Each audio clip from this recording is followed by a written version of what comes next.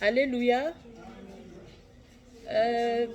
Maman, tokomi na chapitre 18 na biso ya ouvrage na biso le mariage modèle. Toza na partie où ezolobela ba tempérament.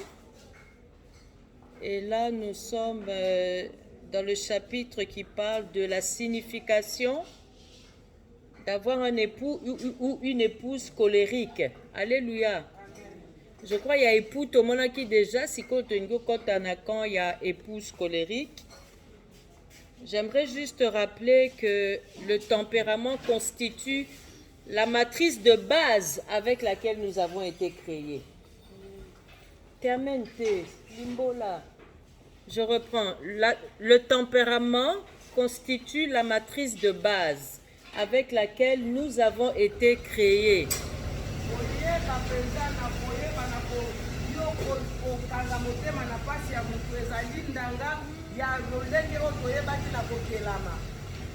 Le tempérament.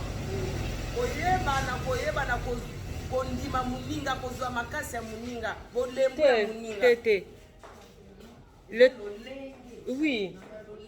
Eza lolenge ya kozala ya moto. Omoni tempérament eza sanguin,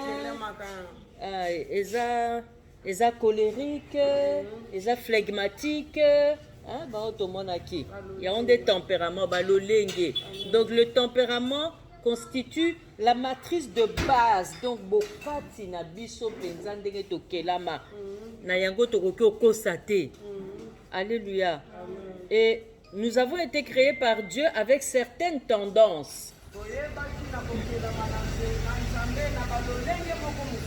On a été créés par Dieu avec certaines forces naturelles et des faiblesses aussi.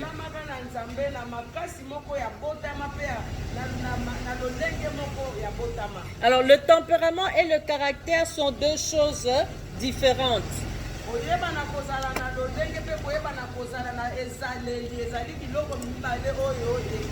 Alléluia. Les mamans, le tempérament, pour voir la différence avec le caractère, le tempérament, c'est la méthode choisie par Dieu.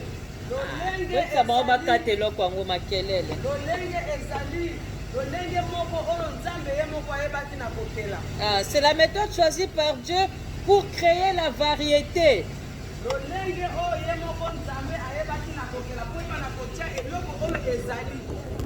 Po biso nyonso tokokani te. Nzambe asali biso lolenge na lolenge. Donc Dieu a choisi de nous créer avec des tempéraments pour qu'il y ait la variété entre les êtres humains. Amen. Alléluia.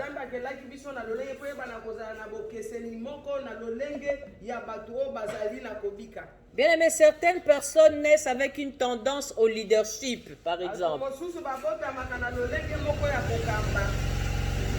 Et certaines personnes naissent avec une tendance à la jovialité. Donc,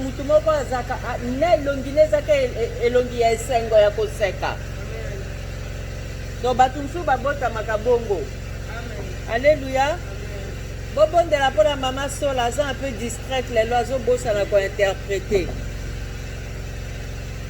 Et d'autres personnes naissent avec une tendance à se laisser aller.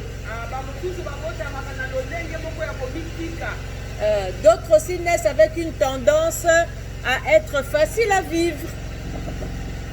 D'autres naissent avec la tendance d'être facile à vivre. Et tout ça constitue la structure de base de nos émotions.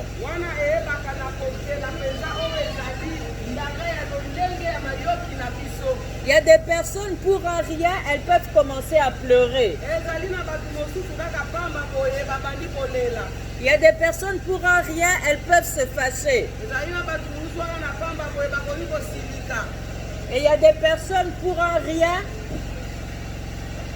elle peut avoir perdu sa mère, mais vous ne la verrez pas pleurer, mais ça ne veut pas dire qu'elle n'a pas de chagrin.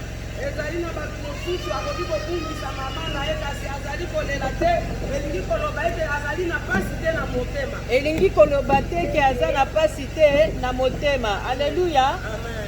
Donc c'est la variété de personnes. Tout le monde ne réagit pas de la même manière à une même situation.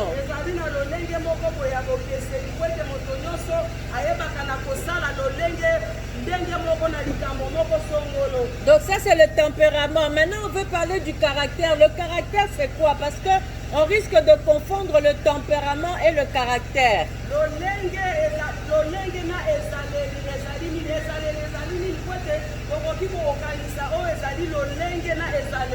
Le caractère maintenant c'est la personnalité qui est influencée par les choses de la vie.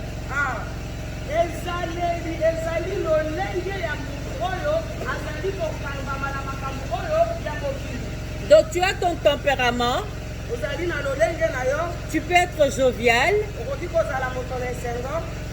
mais tu as subi des difficultés, des épreuves, des tribulations qui ont fait que ta jovialité a été influencée par les blessures intérieures que tu as connues dans ta vie.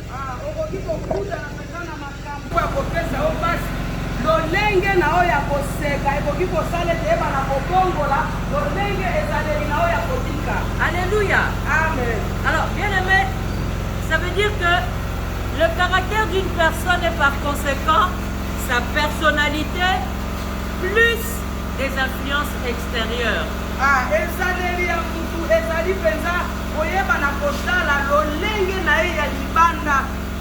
Donc ça c'est une introduction et un rappel que je fais pour savoir pourquoi nous parlons des tempéraments.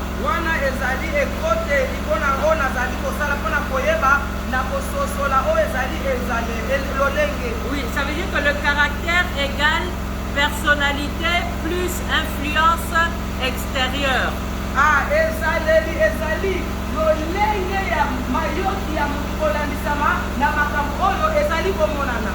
Et les influences extérieures sont par exemple l'éducation donnée par nos parents.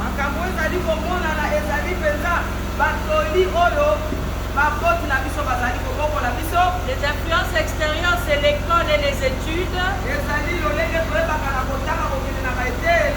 C'est l'influence des amis. L'influence de l'église. L'influence de ton pasteur. Il y a une personne qui pouvait être négligente avant, mais rien que parce qu'elle a connu le pasteur Marcelin, elle dit non, moi je veux marcher dans la sanctification comme mon père marche dans la sanctification. Non, moi je vais marcher dans la discipline comme pasteur Daïda marche dans la discipline. Et on crée une certaine influence, on affecte le peuple de Dieu.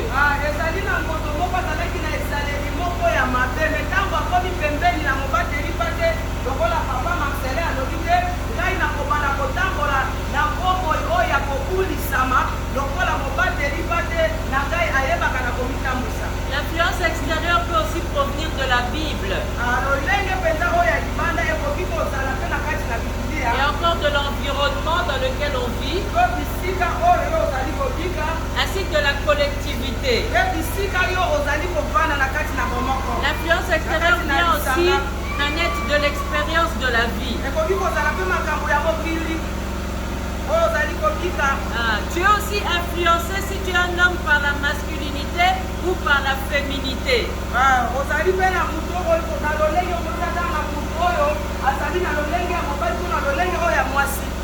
Voilà, si on a aujourd'hui des homosexuels, il y en a beaucoup qui n'ont vécu qu'avec des filles et ils ont fini aussi par se prendre pour des filles.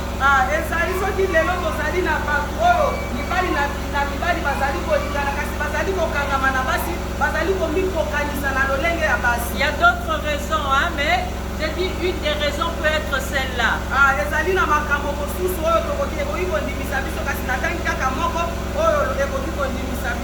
Bien aimé, l'influence extérieure, c'est aussi l'engagement chrétien.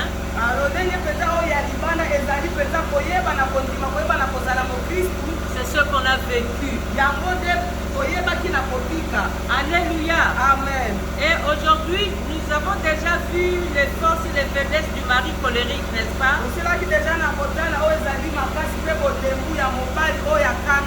Aujourd'hui, nous allons voir les forces de la femme colérique.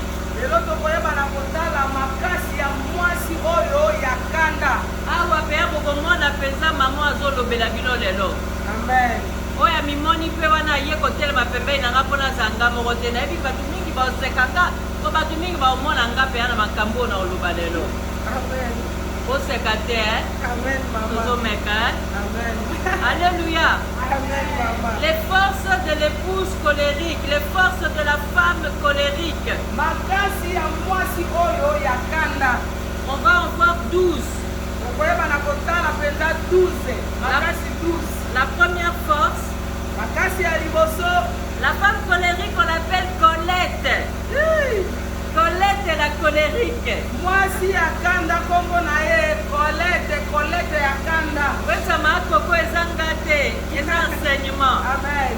Alléluia. Amen. Colette la colérique est une femme qui prend les choses en main. A Colette mutu ya kanda azali mwasi azwaka makambo na maboko. Elle mène tout le monde à la baguette. Ayebaka kotia penza moto nyonso na molongo. Et elle est un vrai gendarme. Azali penza mapinga penza. Comment va être que dans l'église on va mettre la police russe? Elle est un vrai gendarme. Azali penza mapinga penza ya solo. Alléluia. Amen. Deuxième force de la femme colérique. Nanette commence déjà à rigoler. Makasi ya mwaso ya kanda ya mibale. Deuxième force de la femme colérique. Makasi ya mibale ya mwasi ya kanda. Elle est du genre à faire bouger les choses. Azali mutu alingisaka makambo. C'est-à-dire là où elle arrive, Bisika ye akomi. les choses ne restent pas les mêmes. Makambo etikalaka ndenge moko te. Elle est du genre à faire en sorte que les choses arrivent. Azali penza mutu alolenge asalaki ete makambo ekoma. Alléluia. Amen. Troisième force, Makasi ya misatu. elle est très énergique. Azali mwasi akamatanaka mbala moko. Elle est ouverte. Azali Et polele. elle a toujours de nouvelles idées. Azalaka na makanisi kaka ya sika. Vous voyez, par exemple, quand on avait les codim avant, il n'y avait qu'une seule classe. Oyebi ntango tozalaki na ekodime ezalaki kaka na eklase moko. Quand papa nous a nommés à l'écodim, Ntango papa ayebaki na kotia biso kotanga biso na ekodime. ma première question c'était mais comment est-ce que Madame Mireille fait avec tous ces âges dans la même classe? Motuna na ngai liboso ezalaki lolenge nini madame mire asalaka mpona ntina na bato oyo bazali na bambula oyo ekeseni. Et directement j'ai divisé les classes par âge. Na mbala moko nayebaki na kokambola mpenza baklase kolanisama na bambula. J'ai nommé des moniteurs par classe. Nayebaki na kotia mpe bao batei na classe na Et classe. on avait commencé par avoir désormais 3 classes au lieu d'une et aujourd'hui on en a 4. Amen. Tozalaki na baklase misatu olia koyeba na kotala na moko lelo tozali na baklase 4. Donc elle a toujours de nouvelles idées. Aza kaka na makanisi oyo ya sika. Quatrième force de la femme colérique, Makasi ya minei ya mwasi ya kanda. elle est autoritaire. Azali mpenza na nguya. Elle peut même se montrer très agressive. Akoki komimonisa mpenza moto aza mpenza makasi mpenza. Moto azali mbamba. Elle peut se montrer dominatrice. Akoki komimonisa moto azali kokonza. Bien aimé, les hommes la considèrent souvent comme une menace. Mibali bamonaki lokola moto mpenza azali koya kolukela bango makambo. Alléluia. Amen. Tandis que les femmes sont contrariées par elle. Nzoka nde basi mpenza bazali kotelemela bango. Les femmes la jugent et les femmes ont envie de la remettre à sa place. Basi bazalaka mpenza na posa ya koyeba na kozongisa ye mpena na esika na ye. Amen, amen. Amen. Bien aimé, ces choses sont vraies. Makambo mpenza ezali ya solo. J'ai vécu ça. J'ai vécu ces Ngai mpenza choses-là. natikaki yango. Cinquième force de la femme, colérique. Makasi ya mitano ya mwasi oyo ya kanda. Elle est courageuse. Azali mpenza oyo azali na kasi. Elle est convaincue du pouvoir. Ayebaka mpenza na kondima mpenza oyo ezali nguya. Elle est convaincue de pouvoir faire tout ce qu'elle décide de faire. Andimisamaka mpenza koyeba na kosala nyonso oyo alingi ete asala. Bien, mais elle a un culot qui peut être utilisé à bon escient de manière puissante. Azali mpenza na bozito moko akoki kosalela yango kasi na nguya moko ya malamu. Alléluia. Amen. Même quand elle rencontre des obstacles, Ata soki akutani na mikakatano. elle continue de croire fermement qu'elle peut y arriver. Ayebaka mpenza na kondima ete ya solosolo nga na kokoma kaka. La sixième force de la femme colérique, Sixième makasi ya mwasi ya kanda. Sixième. La sixième force de la femme colérique, elle est déterminée. Azali penza oyo akendaka talaka nsima te. Elle est déterminée. Akendaka talaka nsima te. Elle voit la vie comme une série de problèmes à résoudre. Ayebaka na komona penza bomoi lokola penza makambo oyo ye akoki kosilisa. Elle voit la vie comme une série de défis à relever. Amonaka penza bomoi lokola penza mamondenge oyo ye asengeli yeba na kosilisa. Alléluia. Amen. Et la septième force, la femme colérique a souvent du mal à rester à la maison avec ses enfants. Après avoir quitté son lieu de travail, parce qu'elle pense qu'il n'y a rien de spécifique à accomplir à la maison. Parce qu'avant de sortir de la maison, elle a déjà organisé. Les tâches ménagères n'ont jamais de fin pour elle. Donc c'est pas la peine de rester du matin jusqu'au soir parce que ici la côté. Amen. Alléluia. Amen. Bien aimé, cela s'explique par le fait qu'au travail, le fait de passer d'une bataille à l'autre, le fait de passer d'un défi à l'autre, le fait de passer d'une conquête à l'autre, ça la stimule. Ça la stimule. Pour elle, la femme doit aller de l'avant. C'est pourquoi, en tout cas, je me suis bien entendue avec le pasteur Jimbe. Dieu ou rien. On continue, on ne lâche rien. Alléluia. Amen. Donc, les tâches ménagères n'ont jamais de fin. Il faut s'organiser et après, il faut suivre ces tâches ménagères. Mais il ne faut pas rester dedans du matin jusqu'au soir parce qu'il y a Dieu aussi qu'on doit servir.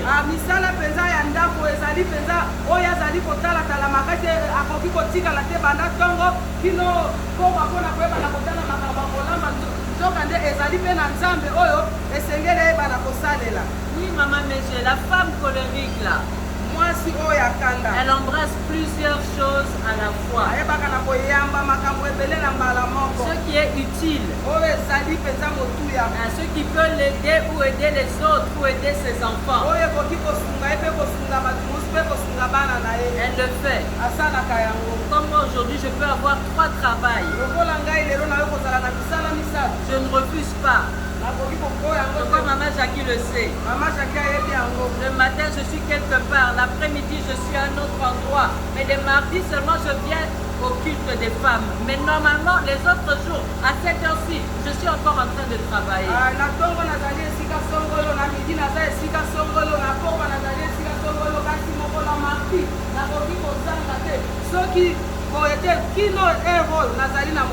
Pourquoi? Parce que je dois payer les études d'Agnieszka.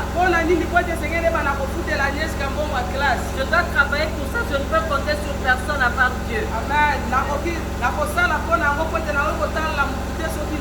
Alors quand Dieu me donne des opportunités après que j'ai prié, je saisis ces opportunités. Amen.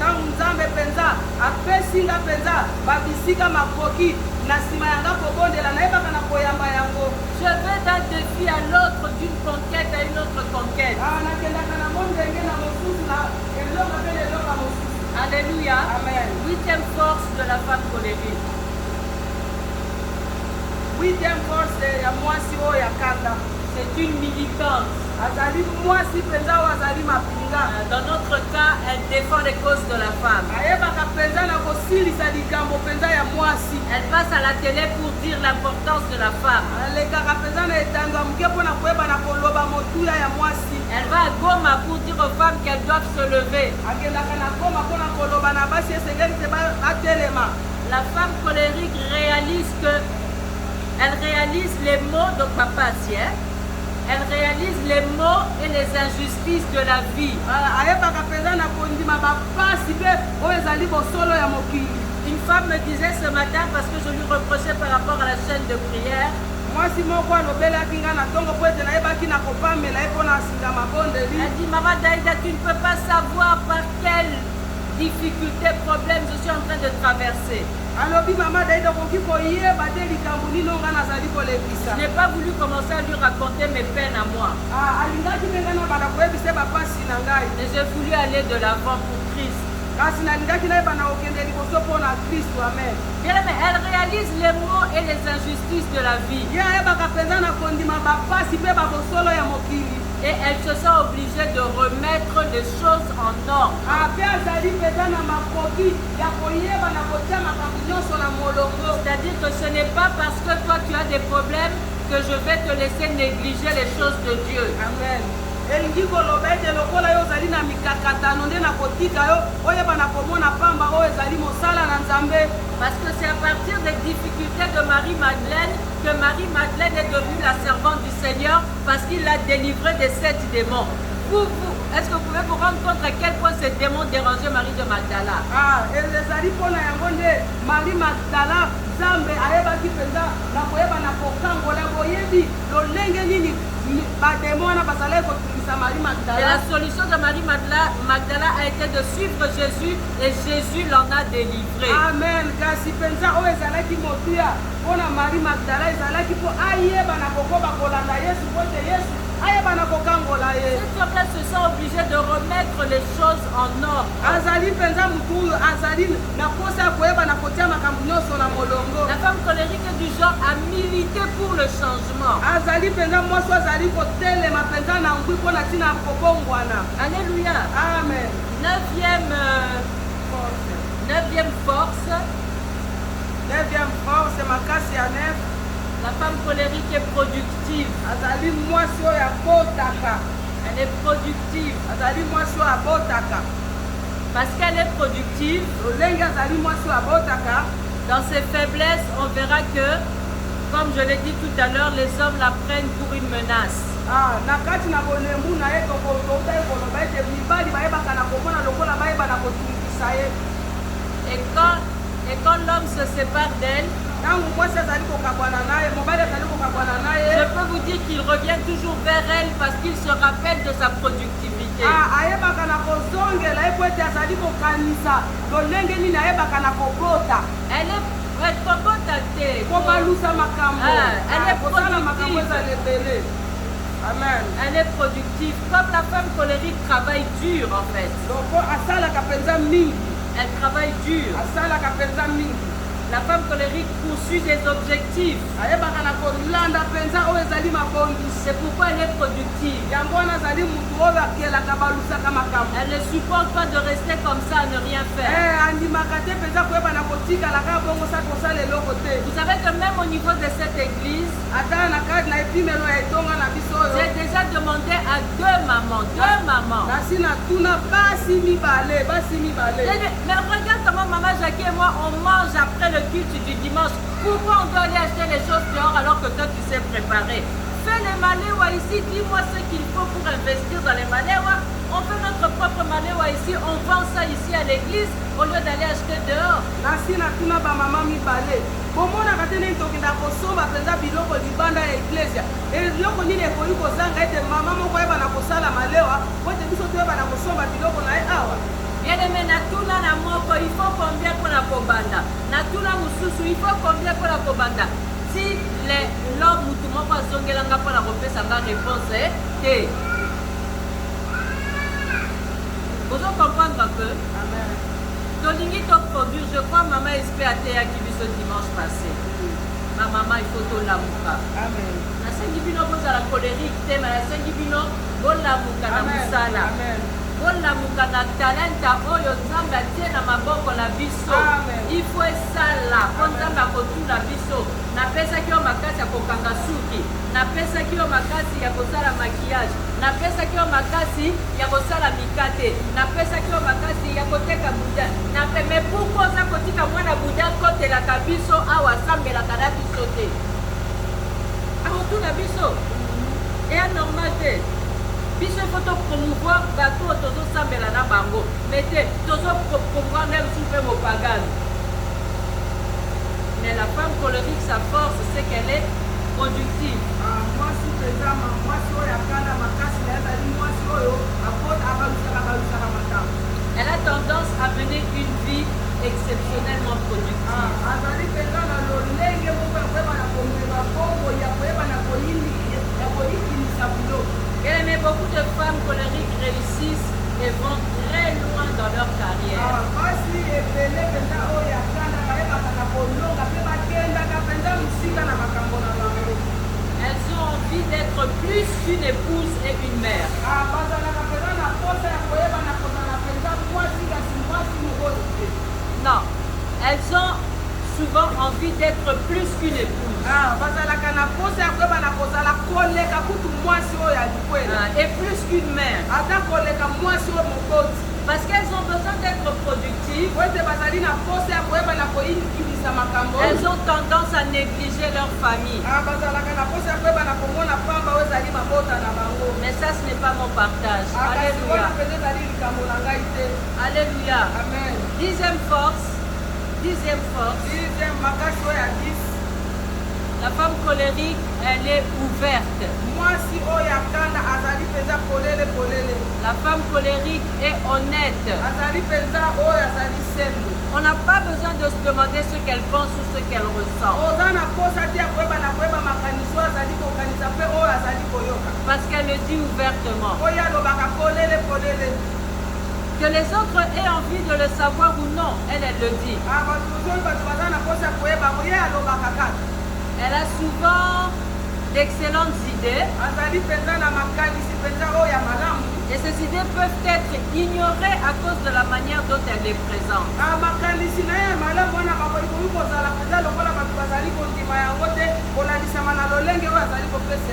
Ça veut dire que quand elle présente une idée,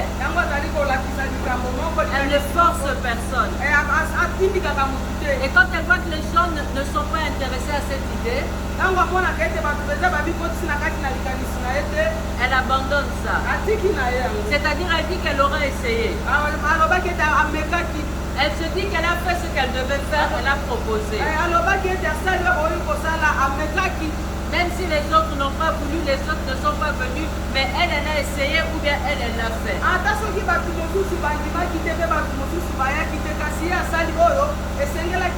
Vous voyez comme d'autres aiment insister quand elles ont une idée. D'autres tempéraments veulent absolument faire accepter leurs idées aux autres. La colérique, non, elle dit s'ils ne le suivent pas, je le ferai même seul.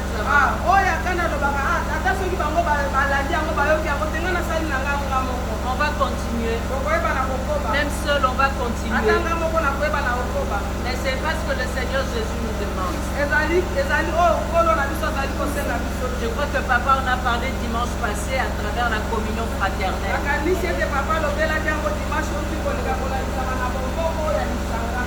Alléluia. Amen. 11e force de la femme colérique.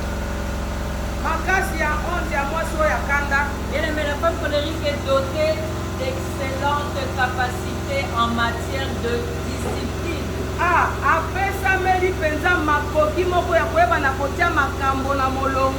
Elle est dotée d'excellentes capacités en matière de discipline.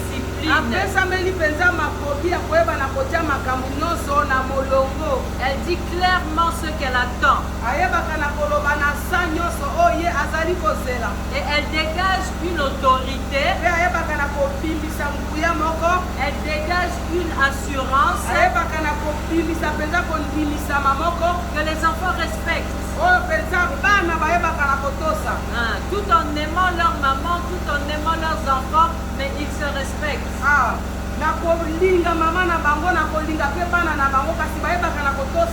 Alléluia. Ces enfants sont souvent exceptionnellement bien élevés. Amen.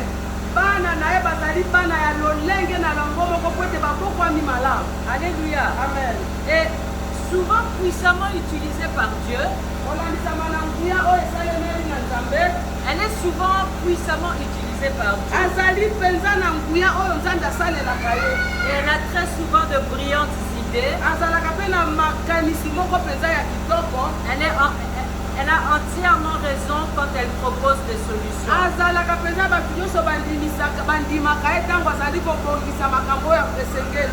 Vous savez, j'ai proposé la chaîne de prière que nous faisons ici avec les messagères.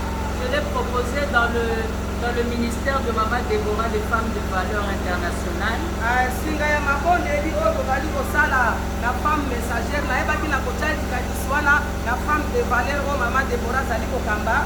Et on a déjà commencé ça, n'est-ce pas? On fait ça. Nous, on fait les chaînes de prière des messagères le mardi, mais le mercredi, on a encore la chaîne de prière des femmes de valeur.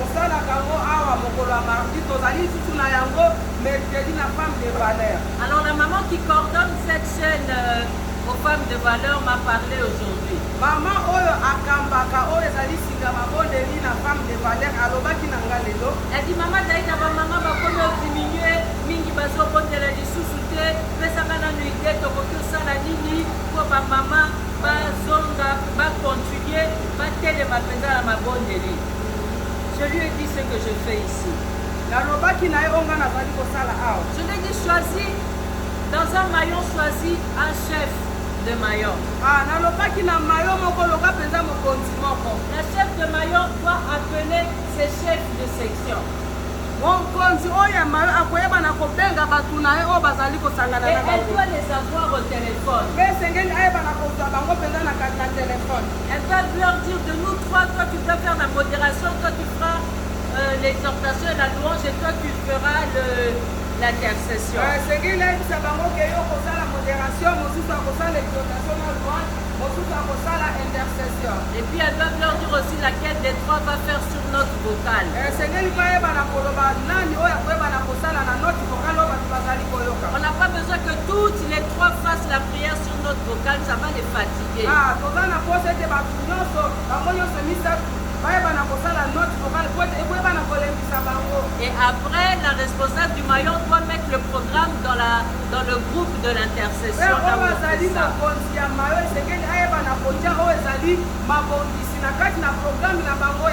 Bien aimé, cette coordinatrice a été éblouie, elle m'a béni, elle m'a dit merci, elle a trouvé la voie pour organiser la chose. Amen.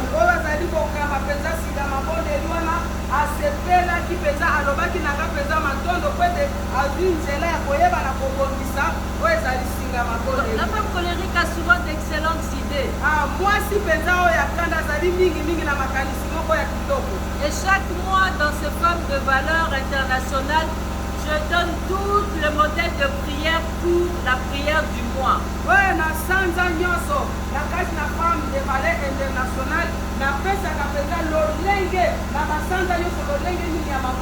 Et elles sont étonnées, elles me bénissent, elles me remercient. Moi-même, je regarde le ciel, je dis Seigneur, comment j'arrive à faire ça? Amen.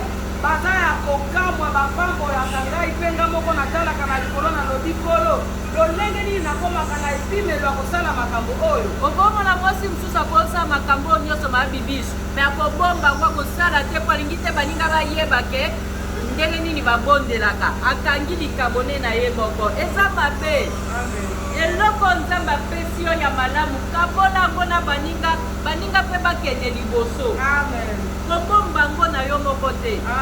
Madaida yo ebi kosambela 1 heure ndeni nakoki osambela mpe 1 heure nakomi bino na papier napesi bino mosusu bango bakobaka tobondela momona baninga bayebi obondela te sunga bango.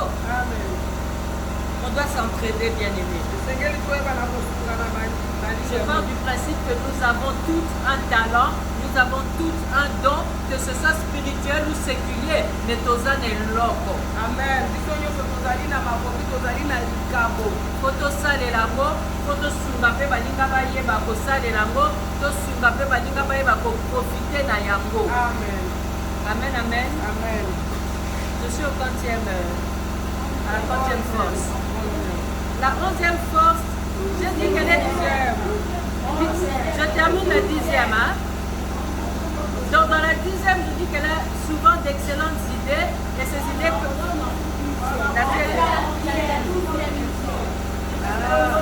Ok, je crois que je n'ai pas fini la 11e. Donc je dis qu'elle est dotée d'excellentes capacités, n'est-ce pas? Oui. Et les enfants sont bien élevés. Oui. Elle est souvent puissamment utilisée par Dieu. Oui. Elle a très souvent de brillantes idées. Toutefois, les gens ne veulent ni l'écouter, ni mettre en œuvre ses idées.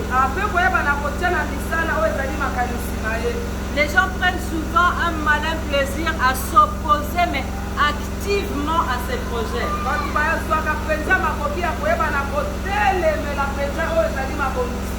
Alléluia. Bien aimé, j'ai vécu ces choses. J'ai travaillé un moment dans une banque.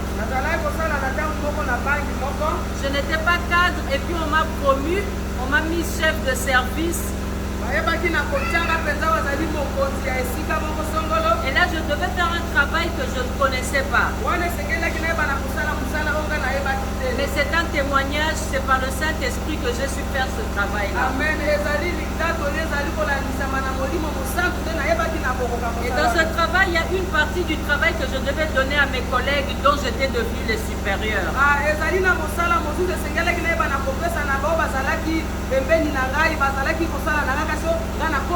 Et après, je devais vérifier si le travail avait été fait et puis je devais corriger.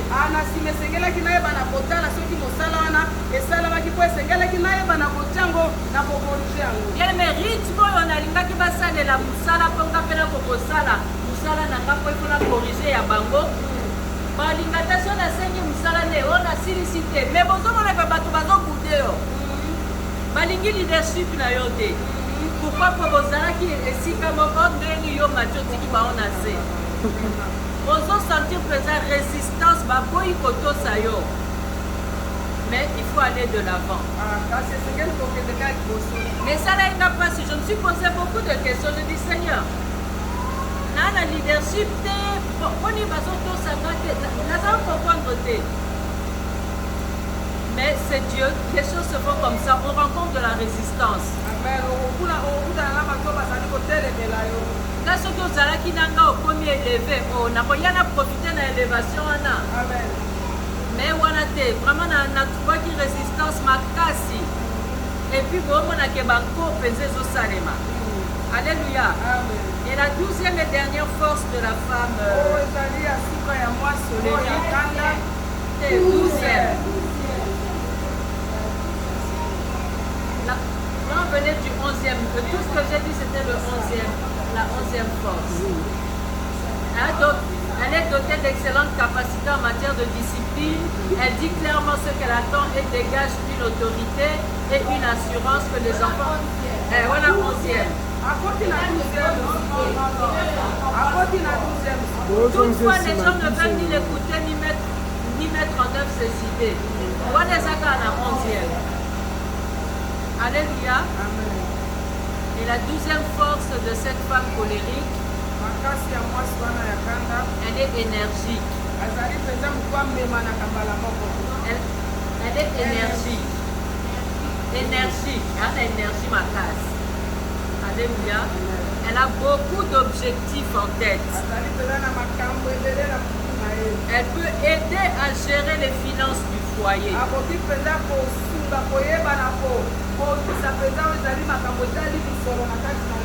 Pourquoi? Parce qu'elle est honnête et disciplinée. Amen. Parole du Seigneur.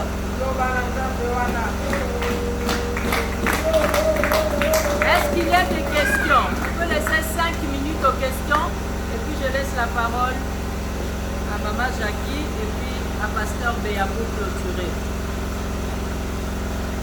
Maman Jackie, avec Maman Jackie.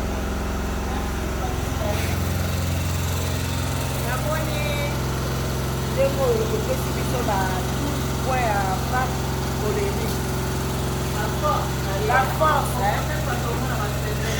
Ah, ça c'est la force. Il y a un qui a posé une question.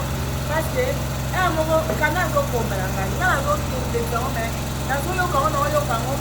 elle m'a dit que la femme colérique, elle est une femme colérique. Alors ça m'a capé à l'occasion. Pardon.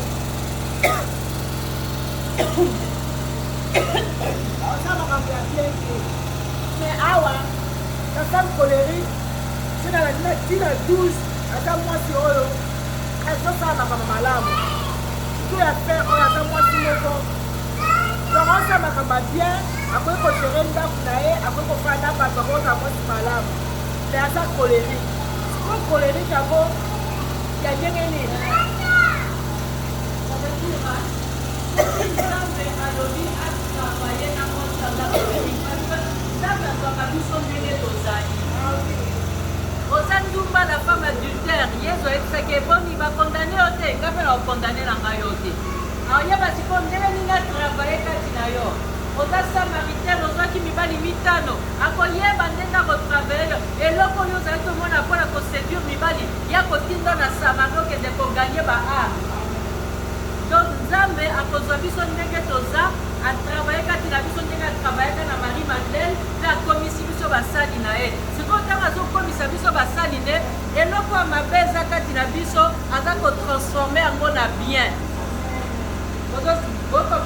yango nayebisaka bamama ata oza boye ata oza boye Marie Madeleine mpe azalaki na bademon femme adultère mpe azalaki kozala kindumba femme samaritaine mpe azalaki libalabala yo yaka kaka nzambe akobongisa yo mpe okokoma témoignage kanda na nga lelo esalaki nasala boye mpo na yesu kanda na nga lelo esalaki nalinga bamama misusu mpe balinga te bakota na scène de prière ezake nalanda bango natika bango te mpe namonaka moko bakoma kutu nakokimaka mpo bayebi mamo ya lokotisa biso kaka na scène de prière me nga na kolanda kaka bango ozomona nzambe abongolaka biso lolenge wana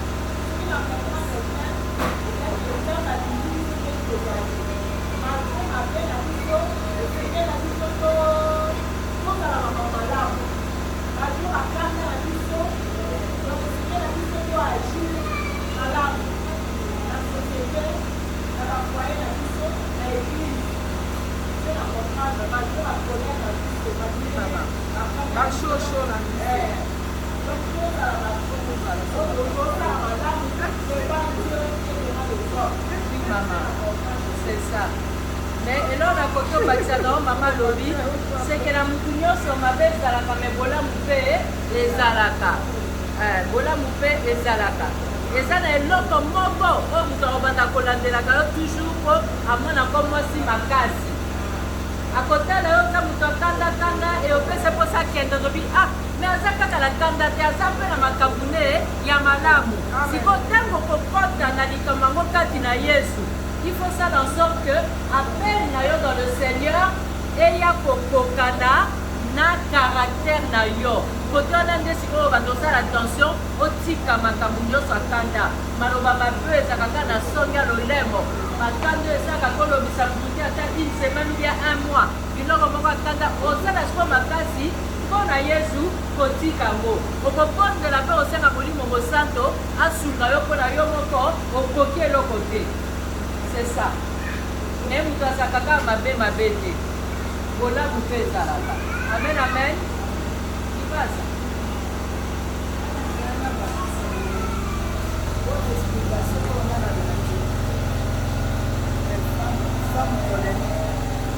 eza kolere oyo eza te kolobaka ya kopanza ya kobebisa ya kozala bilengi eza balongoli biso na kanda na bwamona biso na kanda moko boye do ya kozala shosho ya koserevolte na mabe ya koyeba sikoyo kozwa malamu parce que biso akomi na saint esprit alobi l'esprit du père elobaka aba père donc yango evandaka kilia te omona moto aza avandaka te aza toujours na kati ya mosala nzambe aza toujours na kati donc shosho eza teke colère oya kozwa okangeli okangeli nzambe abimisi biso kuna alongoli biso sikoyo okomprendre colère oyo nali kotambola na kanda oyo olobisaka ye oyo olobisaka ye te donc nzambe alongoli biso kuna po akomisa biso shosho na kati ya mosala na ye donc koma social tokoma na bomoto tokoma na oyo nga na koatela sike ya kwana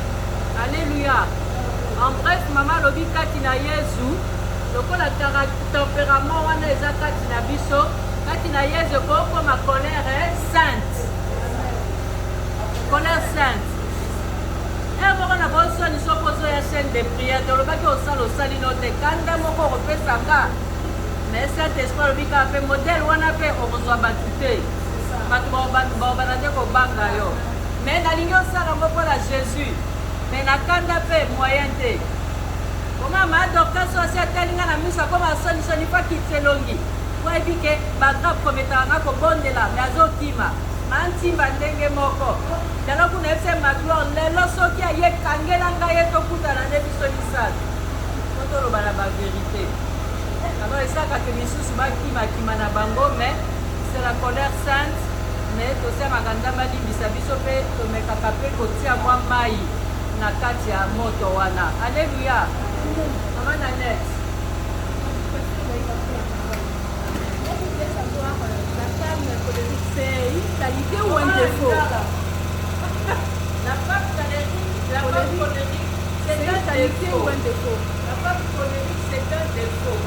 Maintenant, dans ce défaut, on est en train de parler du bien et la prochaine fois, on parlera du mal.